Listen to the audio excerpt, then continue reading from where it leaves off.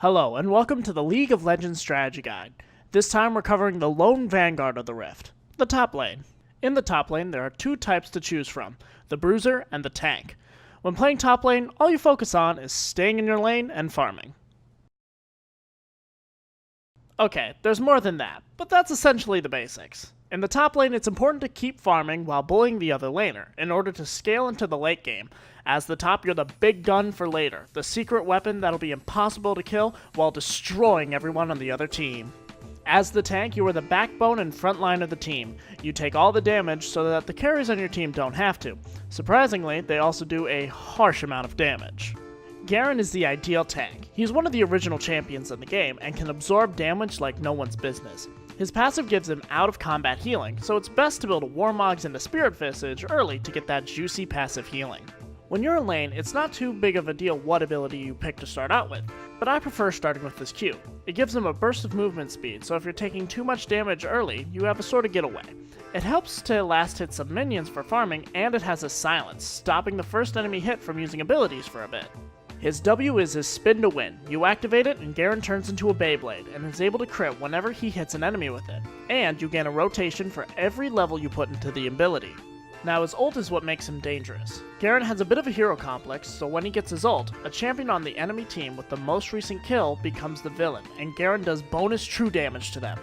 Nasus is a monster top lane. His main goal of the game is to ignore the rest of the map completely and farm. When mid-game rolls around and he's gotten your tier 2 top tower, you realize that you made a horrible mistake by leaving him to farm, and now he's got about 500 stacks and will half health you with a single Q. He's a force to be reckoned with, and you better pray you can get all 5 members of your team up top lane in order to kill him, or so help you God you will feel his wrath.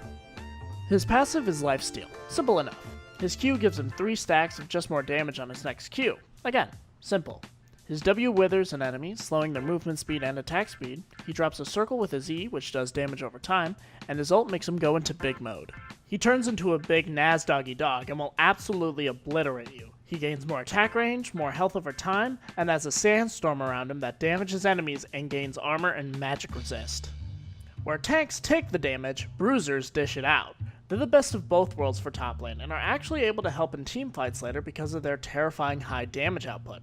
They're the types that if you don't focus on them too much can snowball and really end up hurting.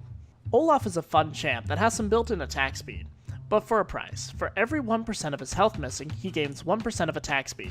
His Q is probably the most difficult ability in the game. Now I'll try to explain this to you, but there are a lot of numbers factored into this, and it will take some time to explain. He throws an axe at you.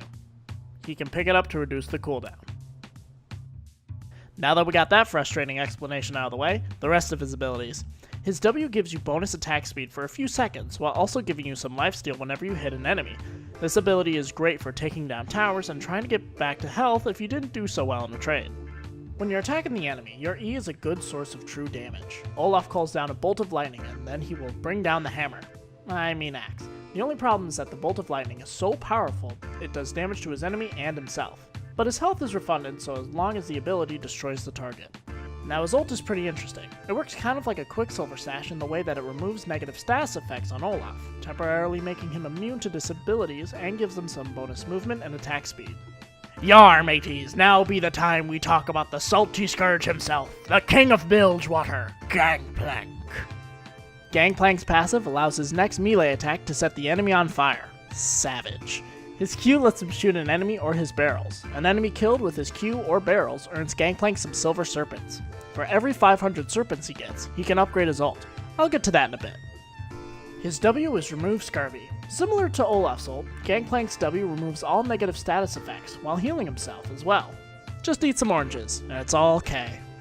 Now his E is interesting. Gangplank sets down a barrel that has 3 bars of health that tick down to 1 over a short amount of time. You can set up the barrels in a succession to do a chain reaction if you end up hitting one.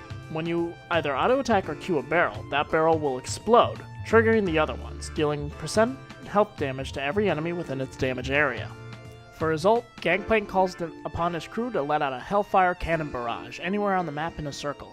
You can upgrade his ult 3 times with Silver Serpents, each upgrade costing 500. The upgrades are pretty helpful to the team. Death's Daughter has the initial cannonball hit the center of the circle, dealing true damage. Raise Morale gives your allies bonus movement speed within the circle, and Fire at Will gives you 6 additional waves of cannonballs, thus dealing more damage. This has been the League of Legends Strategy Guide. Please use the practice tools when deciding on which champion to use. We'll see you on the Rift.